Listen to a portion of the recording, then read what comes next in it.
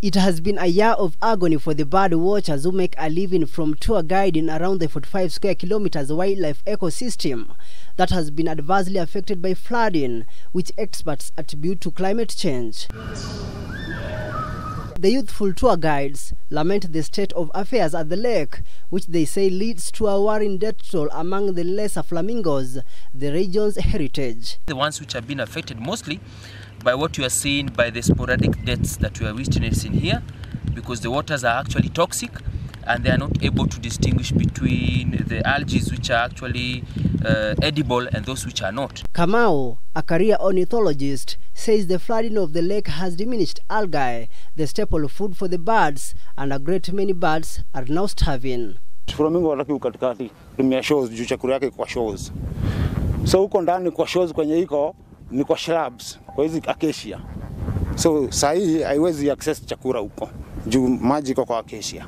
The birds now flock at the nearby highly toxic sewage lagoons in search of food, and many don't live long. Some migrate to far-flung rich ecosystems. Kuna birds zingine zinakufa na ukienda kujaribu kuangalia unapata zingine zimekufa na huwezi jua ni nini ndio inaua. Huwezi jua kama ni maji ama wenyewe iko na ugonjwa, lakini mingi yao inakufa. Fewer birds every month means fewer domestic and foreign bird watchers, and this means slimmer prospects for the young ornithologists turned tour guides. Sisi tumekuwa kufunza watoto kuhusu ndege. Sisi tunapenda ndege. Na huku kwetu Nakuru sisi ndio birds paradise. Na hawa ndio ndege wetu, hawa ndio utajiri yetu.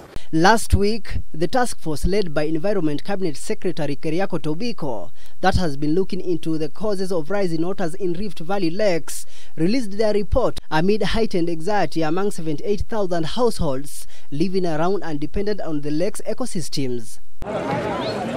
Jackson Kinyanjui, an ecologist who was part of the task force, says there is need for the 10 county governments that have been affected by the phenomenon to activate climate change resilience funds to cushion people from the adverse effects of the phenomenon. County governments should be supported by the national government in the implementation of the climate strategy spatial plan.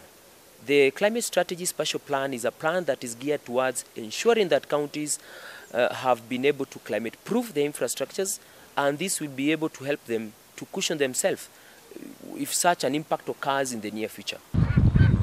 Nixon Kisaka, K24 TV.